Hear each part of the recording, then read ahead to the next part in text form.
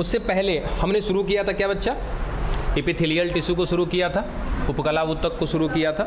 Simple सा इसका कार्य हमें पता है, इसके साथ साथ इसकी उत्पत्ति भी पता है हमें, है ना। इसकी उत्पत्ति क्या थी, इसका ओरिजिन क्या था? इक्टोडर्म। तो यही सब कुछ बातें हैं जो मुख्य रूप से ध्यान रखनी है इस चैप्टर में, और इन्हीं सबसे सवाल भी बनते हैं। बाकी सब कुछ आप याद कर लोगे, कन्फ्यूजन यहीं से रह जाता है कि इसकी उत्पत्ति क्या है। ठीक है, तो असल चीज़ यही सब चीज़ें, इसलिए ध्यान में रखिएगा। तो ये सर हम उपकला ऊतक देख रहे हैं। उपकला ऊतक बना किससे होता है? इक्टोडर्म से बना होता है। ठीक है, या तो फिर दूसरा चीज़ सर ये मीजोडर्म से भी बना हो सकता है, या तो फिर एंडोडर्म से भी बना हो सकता है। इन तीनों में से किसी भी जर्म स्तर से ये बना हो सकता है। चलो ठीक है, फिर बात है कि सर ये उपकला ऊतक मिलता कहाँ पर है, हमारे शरीर में कर क्या रहा है ये उपकला ऊतक? दो ही चीज़ें तो मुख्य रूप से ध्यान देनी है। तीन चीज़ सर, कोई भी ऊतक पढ़ेंगे वो बना कहाँ से है, दूसरा वो मिल कहाँ पे रहा है, तीसरा वो किस संरचना के रूप में मिल रहा है। ठीक है, तो सर ये जो उपकला ऊतक है हमारे शरीर में कहाँ पर मिल रहा है? सर आवरण के रूप में मिल रहा है। और हमारे शरीर का आवरण बनाने के लिए कौन जिम्मेदार है? त्वचा। यानी कि हम ऐसा कहें कि सर त्वचा एक एग्जाम्पल है। किसका एग्जाम्पल है? उपकला ऊतक, आवरण का नहीं, उपकला ऊतक का एग्जाम्पल है। यानी कि सर हमारी जो उपकला ऊतक है ये किसका निर्माण करती है? हमारी आवरण का निर्माण करती है। ठीक है, उसके साथ साथ सर अंतः गुहा का अस्तर बनाती है। इसका मतलब कि सर जहाँ भी हमारा अंग कोई खोखला होगा ना, उसका अंदर का जो अस्तर होगा वो भी किसका बना होगा? उपकला ऊतक का ही बना होगा। ठीक है, अब सर ये बाहर से अगर मैं कहूँ तो ये क्या है? इसका आवरण है। और ये अंदर वाला क्या है? सर इसको बोलते हैं क्या हम लोग? आस्तर या अस्तर बोलते हैं। ठीक है, लाइनिंग बोलते हैं इसको। चलो ये बात हमने देख ली थी। उसके बाद हमने कहीं ना कहीं आपको पाचन तंत्र समझा दिया था कि सर जो पाचन तंत्र है हमारा, वो पाचन तंत्र कैसा है? अंदर से खोखला है। तो सर जाहिर सी बात है ना कि खोखला है तो वो अंदर से जो आस्तर बना होगा वो किसका बना होगा? उपकला ऊतक का बना होगा। ठीक है, और अभी जस्ट आपको बताया कि उपकला ऊतक सर तीनों से बन सकता है, इक्टोडर्म, मीजोडर्म, एंडोडर्म, तीनों में से किसी से बना हो सकता है। आइए समझिएगा जरा, हमने कुछ सवाल दिए थे आपको, ये रहे वो सवाल। ठीक है, यही तीनों सवाल थे ना? ठीक है सर, मुख से कठोर तालु तक ये बना होता है इक्टोडर्म। है देखो, एक चीज़ ध्यान रखना, यहाँ पहले ये देख लो कि सर आहार नलिका का आस्तर कौन करता है? उपकला ऊतक ही करती है।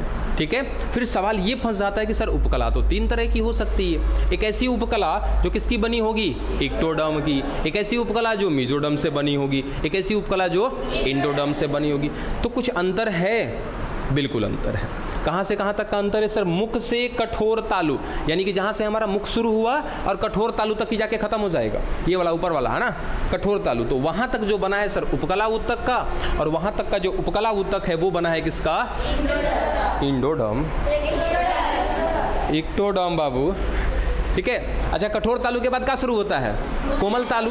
ठीक है, तो कोमल तालु से कहाँ तक? देखो मलाशय तक, यानी कि कहाँ से कहाँ सर? कोमल तालु हो गया, कोमल तालु से कहीं ना कहीं सर ग्रसनी मिल जाएगा, फिर आगे ग्रसिका मिल जाएगा, ग्रसिका के आगे क्या आएगा? आमाशय आएगा, उस आमाशय के बाद सर छोटी आंत, उसके बाद बड़ी आंत। तो कोई स्ट्रक्चर समझा दिया, वो याद रखना, काम आएगा वो। पाचन तंत्र जब आएगा तो वहाँ पर उसको दोबारा हम लोग रिपीट करेंगे।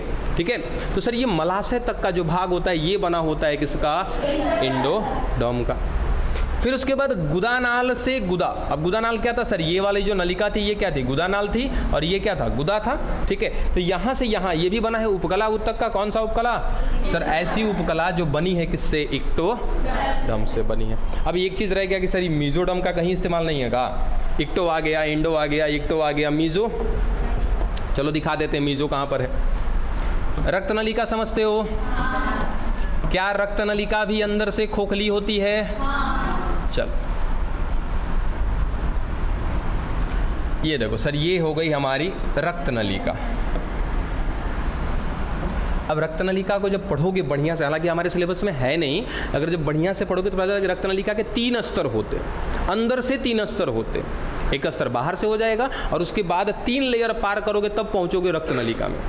बस समझे? जैसे मान लो कि सर एक तना था, उस तना के सर मज्जा में पहुंचना है हमको, तो मज्जा में पहुंचने के लिए क्या क्या पार करना पड़ेगा सर? पहले बाह्य त्वचा, फिर उसके बाद वलकूट, फिर उसके बाद परिरंभ, तब ना जाके पहुंचेंगे मज्जा में। तो वैसे ही अगर मुझे इस खोखले से भाग में पहुंचना है जहां पर क्या दौड़ रहा है? रक्त दौड़ रहा है, तो वहां पहुंचने के लिए 3 गो लेयर पार करना पड़ेगा। बस समझे? तब जाकर के हम लोग वहां पहुंचेंगे। चलो ये हो गई हमारी रक्तनलिका। रक्तनलिका में एक चीज़ याद रखिएगा कि सर रक्तनलिका का जो सबसे अंदर वाला स्तर है, सबसे अंदरूनी स्तर, बाकी दो की बातें नहीं कर रहे हैं सर, जो सबसे अंदर होगा वही ना क्या बनाएगा, अस्तर बनाएगा। खुद से सोचो सर, 3 गो अस्तर है तो 3 गो में से जो सबसे अंदर होगा वो क्या होगा, उसका अस्तर होगा। तो सबसे अंदर वाला जो है, ये ऐसा काहे हो रहा है जी लाइट, कोई नहीं, सबसे अंदर वाला जो लेयर होगा वो कौन होगा सर, अस्तर बना रहा होगा। और जाहिर सी बात है कि सर अस्तर बन रहा है तो किसका बन रहा होगा, उपकला उत्तक का। एक चीज़ और यहीं से याद कर लीजिएगा, नोट पॉइंट एकदम दिमाग में, कि सर रक्तनलिका का जो ये अंदर वाला है ना भाग, इसका नाम है ट्यूनिका इंटरना। ठीक है, रक्तनलिका का सबसे अंदरूनी स्तर क्या कहलाता है, ट्यूनिका इंटरना कहलाता है। और ट्यूनिका इंटरना जो है सर एक प्रकार की का है, उपकला ऊतक है। और सर ये रक्तनलिका का सबसे अंदरूनी स्तर है, मतलब कि क्या है, ये अस्तर है। समझ में आ गया। और ये बना है बच्चा किसका, मीजोडर्म का बना हुआ, याद रहेगा पक्का ना। चलो, कन्फ्यूजन है किसी को यहाँ तक? अगर वो कन्फ्यूज हो जाते हो तो तुरंत पूछ देना कि सर ये समझ में नहीं आया हमको। बात समझे? हमने क्या क्या कहा कि सर जितना भी आवरण है हमारा, जितना भी खोखला अंग का अस्तर है, वो बना है किसका, किसका, उपकला ऊतक का। देखो कौन सा इंडो इंडो कर रहा है, बोले ना, कन्फ्यूजन तो होना तय है। बना किसका, उपकला का। फिर हमने क्या बोला सर, उपकला 3 प्रकार की, एक ऐसी जो बनी होगी इक्टोडर्म से, एक ऐसी जो मीजोडर्म से, एक ऐसी जो एंडोडर्म से। ठीक है, उसके बाद कहीं ना कहीं हमने जो आहार नाल देखा, इस आहार नाल का सबसे पहला स्टेटमेंट क्या था कि मुख से लेकर के कठोर तालु तक है तो उपकला। कौन सी उपकला सर, जो इक्टोडर्म से बनी है वो वाली उपकला। उसके बाद सर कोमल तालु से लेकर के मलाशय तक, ये भी किसकी बनी है, उपकला की, लेकिन किसकी बनी है, इंडोडर्म वाली उपकला की। उसके बाद सर कहाँ से, गुदानाल से गुदा तक, ये भी उपकला है, लेकिन कौन सा, इक्टोडर्म। फिर कहा सर मीजोडर्म का कहीं पे इस्तेमाल नहीं है सर, जो रक्तनलिका है इसकी जो गुहा है खाली वाली, खोखली, मतलब हमारे अंदर रक्तनलिका अंदर से कैसी, खोखली, खोखली है तो अंदर क्या होगा, अस्तर। ठीक है, वो अस्तर कौन करेगा, उपकला ऊतक। सर कौन सा उपकला ऊतक, जो बना होगा मीजोडर्म से। और याद रखना कि रक्तनलिका का सबसे अंदरूनी अस्तर जो होता है वो क्या कहलाता है, ट्यूनिका इंटरना कहलाता है। पद पल्ले पड़ा। चलो आगे बढ़ जाए फिर। चलो अब अगला क्या है, देखो हमने थोड़ा थोड़ा बोला था ना कि सबके बारे में थोड़ा थोड़ा पढ़ेंगे, उसके बाद एक एक करके फिर स्टार्ट करेंगे हम लोग। अब अगला जो आ रहा है कौन सा आ रहा है हमारा, संयोजी ऊतक। अब संयोजी ऊतक में देखो एक शब्द आता है सर, संयोजी। संयोजी माने जोड़ना। ठीक है, तो जाहिर सी बात है कि सर ये जहां भी मिल रहा होगा ऊतक, मुख्य रूप से इसका काम क्या होगा, जोड़ना। देखो लिख रखा है, इसका कार्य शरीर के अंगों को जोड़ना और क्या करना, परिसंचरण करना। सर हमारे शरीर में जो अंग मिल रहे हैं, जो इस्तेमाल किए जाते हैं क्या करने के लिए, जोड़ने के लिए, वो कौन कौन हैं, तो याद रखना, अस्थि, उपास्थि, कंडरा और स्नायु। ये 4 चीज़ें हैं जो हमारे शरीर में जोड़ने के लिए इस्तेमाल में लिए जाते हैं। अस्थि को क्या बोलते हैं, बोन। इसको क्या बोलते हैं, कार्टिलेज। ये होता है टेंडन, और इसको बोलते हैं लिगामेंट। एक एक को पढ़ेंगे हम लोग, टेंशन लेने की कोई बात नहीं है कि सर कौन क्या है, कैसा दिखता है, कहाँ पे मिलता है, सब कुछ आएगा। फिलहाल आप ये नाम याद रखिए कि सर हमारे शरीर में जोड़ने के लिए जिम्मेदार 4 चीज़ें। ठीक है, कौन कौन, अस्थि, उपास्थि, कंडरा, स्नायु, बोन, कार्टिलेज, टेंडन, लिगामेंट। ठीक है, नाम याद रहेंगे तभी आगे चल के काम समझ में आता है। सर ये तो जोड़ने के लिए जिम्मेदार हो गए ना। चलो सर, परिसंचरण मतलब घूमना, और हमारे शरीर में सर कौन घूम रहा है, रक्त और लसिका। लसिका के बारे में आपको समझाया है हमने। ठीक है, हमारे शरीर में परिसंचरण करने के लिए 2 ही चीज़ें जिम्मेदार हैं सर, सबसे पहला रक्त है और दूसरा कौन है, लसिका। कितने लोग लसिका के बारे में जानते हैं, वो तो आपके लिए ही तैयार कर देते हैं हम लोग। चलिए, यहाँ तक की बात समझ में आ गई। ये था क्या बच्चा, हमारा कनेक्टिव टिश्यू, यानी कि संयोजी ऊतक। संयोजी ऊतक का काम क्या होता है सर? शरीर को जोड़ना और परिसंचरण करना। जोड़ने के लिए 4 लोग जिम्मेदार है, परिसंचरण के लिए 2। कौन कौन? अस्थि, उपास्थि, कंडरा, स्नायु, रक्त और लसिका। चलो, उसके बाद अगला सर मस्कुलर टिश्यू यानी कि पेशी ऊतक। नाम से ही क्लियर हो जा रहा है सर, मांसपेशियाँ होंगी इसमें, ठीक है, इसलिए तो क्या बोला इसको? पेशी ऊतक। इसका कार्य क्या होता है? गमन करना और संचलन करना। क्या गमन और संचलन में अंतर है? सर ये मैं गमन कर रहा हूँ, ये क्या चल रहा है सर? संचलन चल रहा है। बात समझ में आ गया? तो सर अगर हमारे बॉडी में गमन हो रहा है, संचलन हो रहा है, इसके लिए कौन जिम्मेदार है? मस्कुलर टिश्यू जिम्मेदार है। समझ में आता है कि सर अगर मैं चल रहा हूँ या ऐसे हाथ मूव कर रहा हूँ, इसके लिए मेरा पेशी जिम्मेदार है। कैसे? एक दो बार समझाया भी है मैंने आपको। ये लॉजिक आपके जेसीबी पर काम करता है। जेसीबी को कभी देखिएगा, जेसीबी में हाइड्रोलिक्स लगे होते हैं। उसका जो ऐसे बाही खुलता है ना, मिट्टी उठाने वाला ऐसे, उसमें हाइड्रोलिक्स लगे होते हैं यहाँ दोनों साइड में। एक हाइड्रोलिक खुल रहा होता है, दूसरा बंद कर रहा होता है। वहाँ पे अगर नहीं समझ में आता है तो यहाँ पर खुद से सोच के देखो कि सर अगर मैं ऐसे हाथ अपना उठा रहा हूँ ना, तो ये वाला मसल ऐसे खींच रहा है, इसको देखो, है ना, ये वाला क्या कर रहा है? खींच रहा है। और ये वाला क्या कर रहा है? फैल रहा है। तो सर पेशियों के खिंचाव से और फैलाव से क्या होती है? हमारे अंदर गति होती है। बस समझे? जैसे अगर मैं ऐसे मुंडी ऐसे कर रहा हूँ, खुद से सोचो, मुंडी ऐसे कर रहा हूँ, सर यहाँ का पेशी क्या हो रहा है? ऐसे झुक सिकुड़ रहा है। यहाँ वाला क्या हो रहा है? फैल रहा है। ठीक है, तो अगर गति हो रही है हमारे बॉडी के अंदर या किसी भी जीव के अंदर, गति कराने के लिए कौन जिम्मेदार? पेशी। पेशी में होता क्या है सर? एक ही चीज़ होता है, फैलाव होता है और सिकुड़न होता है, इसी वजह से गति होता है। तो इसका कार्य क्या है? गमन करना और संचलन करना। ठीक है, इसके साथ साथ जरा कुछ बातें इससे जुड़ी हुई है, वो देखिएगा। अच्छा देखो तो जरा एक चीज़ मुझे यहीं पे बता देना चाहिए था कि ये जो संयोजी ऊतक होता है सर, इसकी उत्पत्ति कहाँ से होती है? इसका ओरिजिन क्या है? हाँ, मीजोडर्म। ये बना है सर मीजोडर्म से। ठीक है, चलो अगला है हमारा कौन सा? Muscular tissue. इसका ओरिजिन क्या है? सर ये भी बना है किसका? मीजोडर्म का बना हुआ है। ठीक है, चलो अब थोड़ा सा ध्यान दीजिएगा और इसके कुछ अपवाद हैं वो समझा रहे हैं आपको। अब हमारे शरीर के अंदर पेशियों की संख्या कितनी है? 639 है बुड़बक। कितनी है? प्रकार नहीं है, कहा ही संख्या है। प्रकार और संख्या में दोनों में अंतर है। ठीक है ना? सर 639 हमारे अंदर क्या है? पेशियां हैं। ठीक है, 639 की संख्या में मिल रहे हैं, जिनमें से अच्छा ये सारी की सारी किसकी बनी होगी बच्चा? मीजोडर्म की बनी होगी। इनके साथ 639 किससे बनी होगी? मीजोडर्म से। इसका अपवाद याद रख लीजिएगा और अपवाद में याद रखिएगा आइरिस और सिलियरी मसल्स, ये दोनों के दोनों पाए जाते हैं हमारे आँखों में और ये बने होते हैं बच्चा एक्टोडर्म के। याद रखना, ये कई दफ़ा सवाल गिरा है यहाँ से आपके बोर्ड एग्ज़ाम में कि वो कौन सा पेशी ऊतक है जो जन्म स्तर की उत्पत्ति के हिसाब से अपवाद को प्रदर्शित करता है। अब क्या कहता है सर? पेशी ऊतक किसका बना होना चाहिए?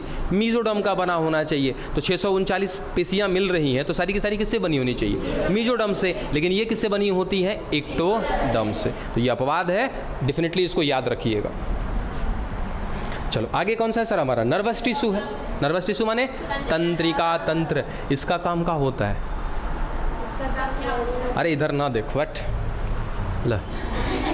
अब इसका काम क्या होता है सर? हमारे शरीर में जो भी सूचना है ना उसको ट्रांसफ़र करना। ठीक है, उसके साथ साथ अगर बाहर कुछ गतिविधि हो रही है ना उसको रिसीव करना, समझना।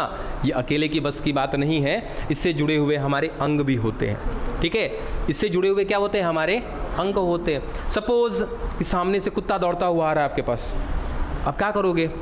मस्त खड़े रहेंगे वहाँ पे? दौड़ जाएंगे। हमारे तंत्रिका ने दौड़ाया क्या हमको? सर दौड़ने का आदेश तो तंत्रिका ने दिया, लेकिन तंत्रिका को पता कैसे चला कि सामने से वो कुकुर आ रहा है? आँख ने मदद किया। बात समझ आ गया कि सर हमारे पास कुछ ऐसे ऑर्गेन्स हैं जो तंत्रिका ऊतक की मदद करते हैं हमारी। ठीक है, तंत्रिका का काम क्या होता है सर? ये संवेगों का संचरण करता है हमारे बॉडी में। देखो इसका कार्य क्या है? संवेग या आवेग का संचरण करना। कुल मिला जुला के सर जो भी मैसेज है ना हमारे बॉडी में, उस मैसेज को ट्रांसफ़र करना और रिसीव करना।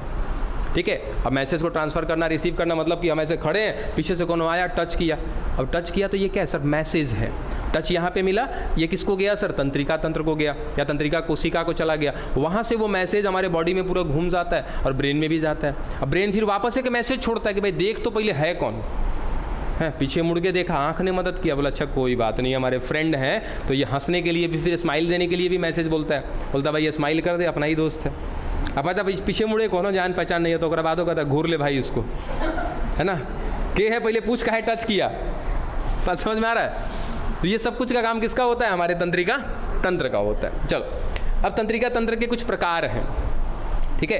तंत्रिका तंत्र के सर हमारे दो प्रकार होते हैं। एक को कहते हैं तंत्रिका कोशिका, जिसका नाम होता है न्यूरॉन कोशिका या न्यूरॉन सेल, ठीक है। न्यूरॉन आपने देखा भी होगा इस तरीके से, ये वाला है ना सर, ये कौन था, हमारा न्यूरॉन था, ये पढ़े हुए हैं हम लोग 9th में, इसका स्ट्रक्चर देखे हुए है ना। तो जो तंत्रिका तंत्र है सर वो बनी है दो प्रकार की कोशिका से। एक को कहते हैं न्यूरॉन कोशिका या तंत्रिका कोशिका, और एक को कहते हैं न्यूरोग्लियल कोशिका या न्यूरोग्लियल सेल। बात समझे, कौन क्या है वो भी बात करेंगे हम लोग एक एक करके, जब आएगा जब तंत्रिका ऊ तक स्पेशली पढ़ने के लिए वहाँ पे बात करेंगे। फिर ये न्यूरोग्लियल सेल होते हैं 3 प्रकार के। एक को कहते हैं एस्ट्रोसाइट, दूसरा ओलिगोडेंड्रोसाइट, तीसरा कहते हैं माइक्रोग्लियल। क्या क्या, एस्ट्रोसाइट, ओलिगोडेंड्रोसाइट, माइक्रोग्लियल, ये 3 प्रकार हैं किसके, न्यूरोग्लियल कोशिका के। फिर से पढ़ के देखो जरा अपने से, ठीक है, याद रहेगा। चलो, अब यहाँ पे ना कुछ जानने वाली बात है। देखो वो जानने वाली बात क्या है,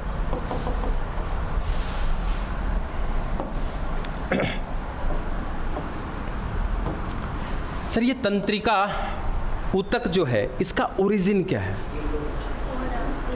एक्टोडर्म, कौन बोला इंडोडर्म, बौरा गया हो, कौन है सर, ये एक्टोडर्म से निर्मित हुआ है, ठीक है।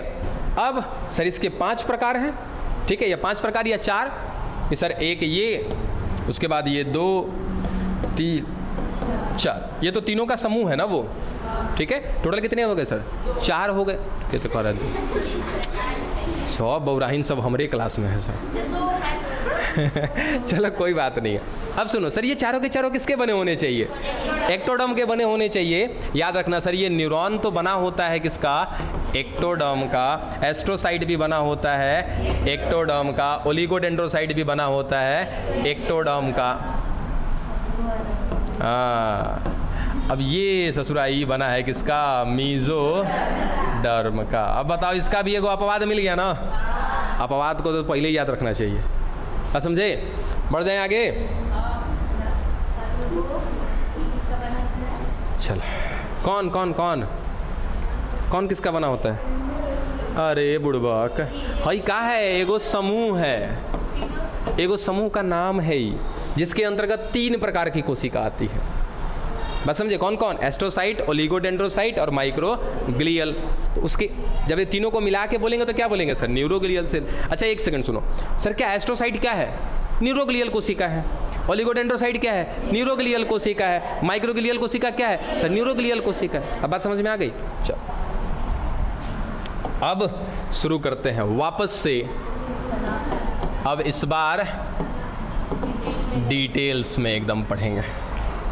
शुरू करें, यहीं से तो असल कहानी शुरू होने वाली है। कि चारों के विषय में थोड़ा बहुत जान गए हैं, बोलो चलो। सबकी उत्पत्ति जान गए हैं, कुछ अपवाद है वो भी जान गए। चलो अब शुरू करते हैं हम लोग असल कहानी। ये पहले से हमको पता है ये चीज़। इस सर आवरण बनाने का काम किसका होता है, उपकला ऊतक का। अस्तर बनाने का काम किसका होता है, उपकला ऊतक का। चलो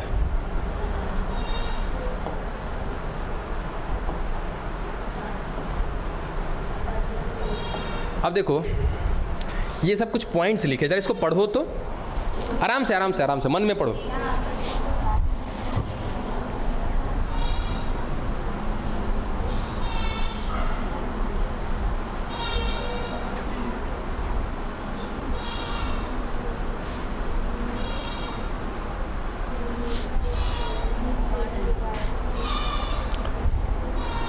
पढ़ के ख़त्म करने नहीं बोला, समझने भी बोला है।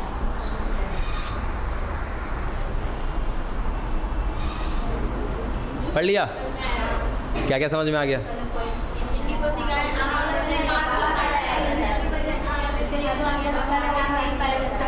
इनकी कोशिकाएं आपस में नज़दीक नज़दीक आ जाते हैं, जिसके वजह से अंतर कोशिकीय स्थान हाई 2 पॉइंट। चलो इसको समझने के लिए हमें चाहिए 15 से 20 मिनट। आइए, किसको? हाँ, यही दोनों पॉइंट को बोला मैंने। इन दोनों पॉइंट को समझने के लिए चाहिए हमारे पास 15 से 20 मिनट है हमारे पास, आराम से समझ लेंगे इसको।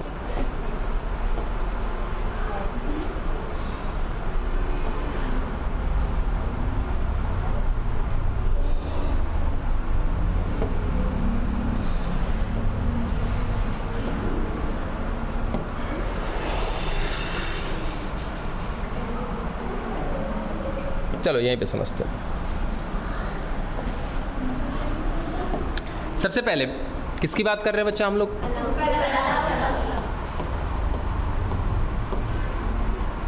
उपकला ऊतक का। आइए पहले हम लोग देखते हैं सर उपकला ऊतक के लक्षण क्या क्या होते हैं। जितना जानते हैं हम उतना जानते हैं। अब स्पेशली पढ़ना शुरू किया हमने उपकला ऊतक को, तो सबसे पहले बात करते हैं इसके लक्षण का। ठीक है, अब लक्षण में जो सबसे पहला लक्षण है कि सर इनकी कोशिकाएं क्या हो जाती है सर? पास पास आ जाती हैं। ठीक है, एक दूसरे के काफ़ी नज़दीक होती हैं ये, जिस कारण से इनके अंदर क्या नहीं मिलता है? अंतर कोशिकीय अवकाश नहीं मिलता है। ठीक है, एक जगह पे मैंने कहीं ना कहीं ये दिया था पिक्चर में, ये देखो, जैसे मान लिया जाए कि ये सर ये एक प्रकार से कौन है? उपकला ही है सर। बहुत नज़दीक नज़दीक हैं आपस में, इनके बीच में अंतर कोशिकीय अवकाश नहीं पाया जा रहा है। ठीक है, चलो दूसरा बिंदु कि सर इस उपकला का कुछ अर्थ निकल रहा है क्या? आइए हम इसका अर्थ निकालते हैं। उपकला का अर्थ क्या होता है? देखो क्या है सर, इंग्लिश में एपिथेलियल टिश्यू। ठीक है, टिश्यू माने क्या हो जाएगा? ऊतक हो जाएगा, वो तो हमें पता है। एपिथेलियल का मतलब क्या होता है? देखो ईपी माने होता है बच्चा अपॉन, हाँ बिल्कुल, ईपी माने अपॉन यानी कि सर ऊपर। ठीक है, और थिलियल माने होता है ग्रोथ। ठीक है, ग्रोथ यानी कि क्या करना सर? वृद्धि करना। बात समझ में आ गया? यानी कि सर उपकला का अर्थ क्या निकला कि ऊपर वृद्धि करना, किसी के ऊपर वृद्धि करना। आइए देखते हैं किसके ऊपर वृद्धि करता है ये।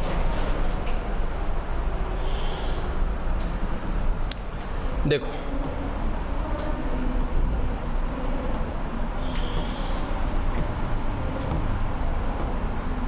सर ये है उपकला। ठीक है, ये उपकला की कोशिकाएं हो गई।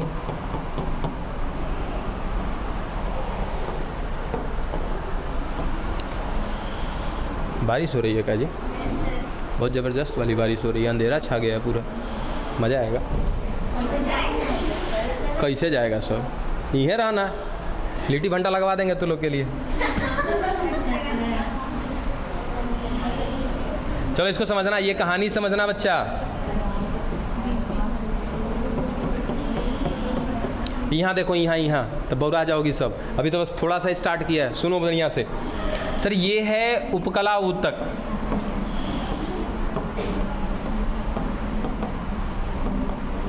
ठीक है, और सर ये किसी के ऊपर वृद्धि की है। देखो ये क्या है सर, इसके नीचे कोई है। अब ये है कौन? तो याद रखना बाबू, ये है संयोजी ऊतक। तो बात समझ में आ गया कि सर ये किसके ऊपर वृद्धि करती है? संयोजी ऊतक के ऊपर वृद्धि करती है। कौन? उपकला ऊतक। ठीक सर, कहने को तो कह दिए कि ऊपर वृद्धि करती है, इसके बीचवा में कुछ खाली जगह छोड़ दी है ना। आइए सर, ये रहा है वो खाली जगह। ये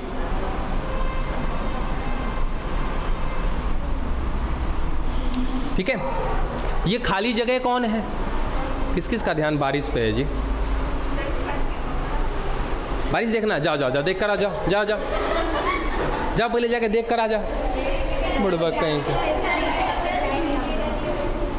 ओ सेकेंड ईयर वाली सब मस्ती कर रही है, आप लोग भी जाएंगे मस्ती करने? पहले पढ़ लें हम लोग। तो लोग के चलते हमारा भी मन हो रहा है कि नहीं बारिश में जाने का है? चलो इधर देखो, इधर देखो, समझो पहले, ये समझो। यहाँ तक की बात समझ में आ गई कि सर ऊपर होएगा कौन? उपकला ऊतक। नीचे कौन? संयोजी ऊतक। हमेशा उपकला ऊतक किसके ऊपर वृद्धि करेगा? संयोजी ऊतक के ऊपर। ये बीच में का है, याद रखना बाबू, ये बीच में का है, इसका नाम है आधार कला। ठीक है, आधार कला। इंग्लिश में कहते हैं इसको बेसमेंट मेम्ब्रेन। ठीक है, क्या बोला? इन दोनों के बीच में मिल रहा है बेसमेंट मेम्ब्रेन। अब सवाल ये कि सर बीचवा में कहाँ से आ गया? क्या रीज़न है कि बीच में आ गया? कैसे आ गया? कौन ला दिया? आइए समझा देते कौन ला दिया। याद रखिएगा, इस आधार कला को लाने के लिए उपकला भी जिम्मेदार है और संयोजी ऊतक भी जिम्मेदार है।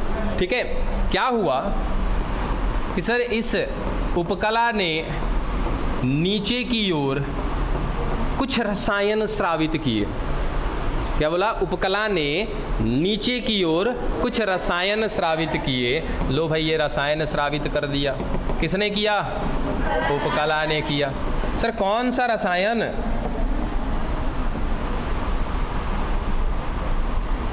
कौन सा रसायन स्रावित तो किया? किसने?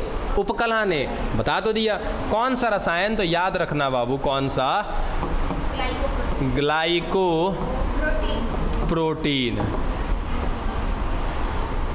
ठीक है, चलो सर एक अस्तर बन गया क्या ग्लाइकोप्रोटीन का? तो ग्लाइकोप्रोटीन का वो अस्तर कहलाता है आधारीय अस्तर। ठीक है, इसको बोलते हैं बेसल लैमिना।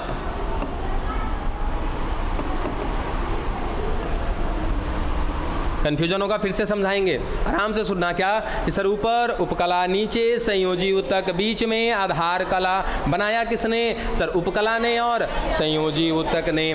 उपकला ने सर नीचे की ओर कुछ रसायन स्रावित किए। कौन सा रसायन? ग्लाइकोप्रोटीन। सर ग्लाइकोप्रोटीन जमा हो गया, एक अस्तर का निर्माण कर दिया। उस अस्तर का नाम है क्या? आधारीय अस्तर। हो गया? अब बारी किसकी? संयोजी ऊतक की। सर संयोजी ऊतक ने ऊपर की ओर, इसने भी कुछ रसायन स्रावित कर दिया। चलो भाई, भर दिया इसने भी कुछ ना कुछ रसायन, और रसायन के साथ साथ कुछ तंतु भी डाल दिए इसमें। तंतु यानी कि रेसे। अब ये रेसे कौन है? तो याद रखना कोलेजन फाइबर है। ये बाद में आएगा, बात करेंगे हम लोग कोलेजन फाइबर क्या होते हैं। ठीक है, तो इस अस्तर में कौन सा रसायन आया और वो रसायन किसने निकाला? संयोजी ऊतक ने। उस रसायन का नाम याद रखिएगा, जो किसने निकाला? संयोजी ऊतक ने। उसका नाम है म्यूकोपॉलीसैकेराइड। अब देखो यहाँ पे ना मैंने आपको समझाया नहीं, कहाँ गया सर ये ग्लाइकोप्रोटीन का मतलब क्या होता है? सर प्रोटीन के साथ अगर कार्बोहाइड्रेट को जोड़ दिया जाए ना तो जो बनता है वो क्या कहलाता है? ग्लाइकोप्रोटीन कहलाता है। वैसे ही सर म्यूकोपॉलीसैकेराइड का मतलब क्या है कि कार्बोहाइड्रेट के साथ म्यूकस यानी कि सर श्लेष्मा जोड़ दिया जाए तो जो बनेगा वो क्या कहलाएगा? म्यूकोपॉलीसैकेराइड। सर इसके अस्तर का भी कुछ नाम दे दें? दे देते हैं इसका भी नाम। क्या हो गया सर? आधार कला। हाँ, इसको कहते हैं हम लोग रेसेमय अस्तर। इंग्लिश में कहते हैं इसको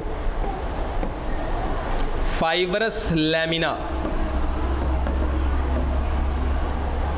बोलो बात पल्ले पड़ा? अब एक चीज़ और कि सर यहाँ पर मैं ऐसा कह दूँ तो बताना गलत है कि सही है कि आधारीय अस्तर और रेसेमय अस्तर मिल करके निर्माण कर रही है आधार कला का। बोलो सही है कि गलत है? सही है। आधारीय अस्तर का निर्माण किसने किया?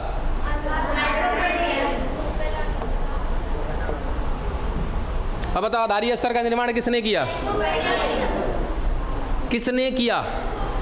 किससे हुआ नहीं पूछा, किसने किया? उपकला ने। ठीक है, रेशेमय अस्तर का निर्माण किसने किया? संयोजी ऊतक ने। अब रेशेमय वो जो अस्तर है उसमें क्या क्या चीज़ें मिल रही हैं? म्यूकोपॉलीसेकेराइड और क्या मिल रहा है सर? कोलेजन तंतु मिल रहा है। आधारीय अस्तर में क्या मिल रहा है? ग्लाइकोप्रोटीन मिल रहा है। पल्ले पड़ा? अब तनिक देखो तो ये पल्ले पड़ रहा है क्या? आराम से पढ़ना।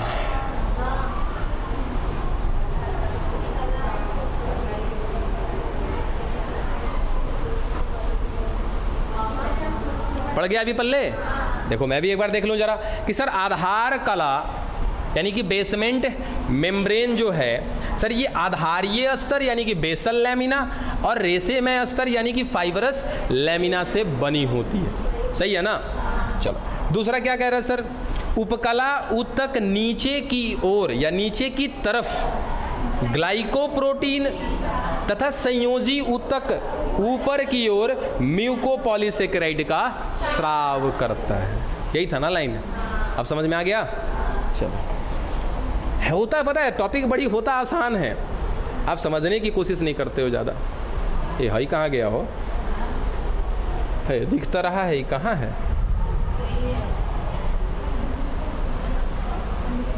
लो, ऐसे कैसे डिलीट हो सकता है भाई?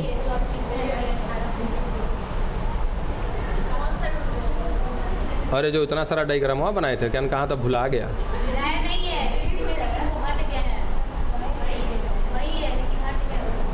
अच्छा हट गया तो बैक होना चाहिए ना। अच्छा कोई बात नहीं, समझ में आया ना? ठीक है, चलो समय बचा अपने पास। चलो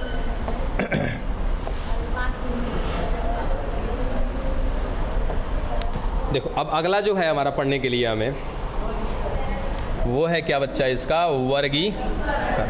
यानी कि हमने उपकला ऊतक को समझ लिया अच्छे से, उसके लक्षण देख लिए। अच्छा उसमें क्या क्या चीज़ें थी कि सर उसकी कोशिकाएं बहुत पास पास आ जाती हैं जिस कारण से इनमें अंतर कोशिकीय स्थान नहीं होता है। फिर उपकला का मतलब निकाला हमने। उपकला का मतलब सर उप माने ऊपर, कला माने किसी के ऊपर वृद्धि करना। किसके ऊपर? संयोजी ऊतक के ऊपर। ऊपर सर उपकला, नीचे संयोजी ऊतक, बीच में आधार कला।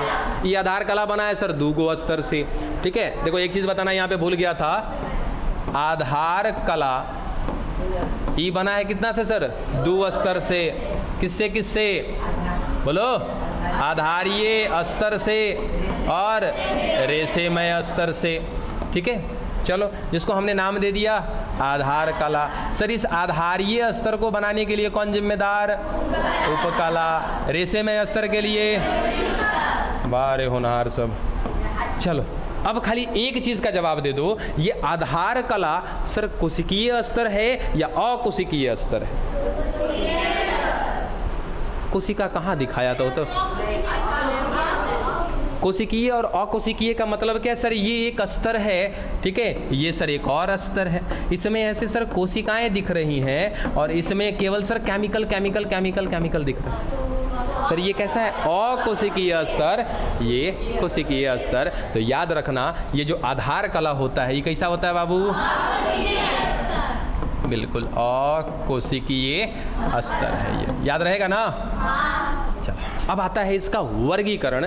तो वर्गीकरण में सिंपल अभी हम 3 की बात कर रहे हैं। कौन कौन? सरल। चलो हम थोड़ा सा समझा देते हैं इसके बारे में, बाकी हम लोग डिटेल में पढ़ेंगे इसको और आराम से। हाँ बारिश ख़त्म हो गया तो अच्छी बात है ना। बस बस बस खाली 1 मिनट का और समय चाहिए। इसको समझ लीजिए ताकि आप आगे जा कर के पढ़ेंगे इसको। ठीक है, किसकी किसकी बात? सर सरल, संयुक्त और विशिष्ट। इसके पीछे की सारी कहानी हमने ख़त्म कर ली है। सरल उपकला किसको कहेंगे? कि सर जो केवल और केवल एक अस्तर में मिलेगी। समझ में आया? सर ये कौन? उपकला। कौन सी उपकला? सरल उपकला। इसके नीचे कौन होगा? आधार कला। उसके नीचे कौन होगा? संयोजी ऊतक। डन। चलो सर संयुक्त उपकला किसको कहेंगे? सर एक से ज़्यादा अस्तर होंगे। समझ में आया? सर क्या होगा कि उपकला ऊतक ही है लेकिन एक से ज़्यादा स्तर में मिल रहा है, उसके साथ साथ और उसके नीचे क्या होगा, आधार कला, उसके नीचे संयोजी ऊतक। बात समझ में आ गया? तो अगर एक से ज़्यादा स्तर हुआ तो संयुक्त, एक स्तर हुआ तो सरल। दोनों को समझ में आ गई बात, एक एक पॉइंट। सर ये तीसरा कौन, विशिष्ट स्पेशलाइज किसको कहेंगे? तो याद रखना कि अगर इस सरल ऊतक में किसी प्रकार का परिवर्तन आ गया, किसी प्रकार का चेंज आ गया, या तो संयुक्त ऊतक में किसी प्रकार का चेंज आ गया, तो वही ऊतक अब क्या कहलाएगा, विशिष्ट उपकला ऊतक कहलाएगा। बस समझ में आ गया?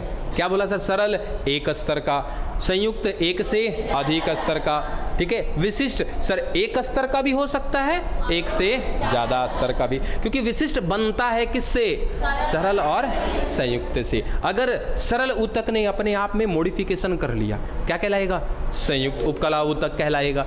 सर ये संयुक्त वाले ने अगर मॉडिफिकेशन कर लिया तो भी क्या कहलाएगा, विशिष्ट उपकला ऊतक कहलाएगा। संयुक्त बोल दिया था का बीचवा में, जब कोई बात है। सर सरल ने मॉडिफिकेशन किया, विशिष्ट, संयुक्त ने मॉडिफिकेशन किया, विशिष्ट, ठीक है। अब जा करके आप केवल किसको पढ़िएगा, सरल को। सरल के अलावा कुछ मत पढ़िएगा, सरल का पूरा वर्गीकरण पढ़िएगा। सरल में भी आओगे तो सर पता चलेगा 4 प्रकार का होता है, स्तंभाकार होता है, ठीक है। तो ये सब चीज़ें पढ़ करके आइएगा। घनाकार होता है, स्तंभाकार होता है, गोलाकार होता है, सब कुछ है। आराम से जा करके पढ़िएगा। किसको, सरल उपकला ऊतक को।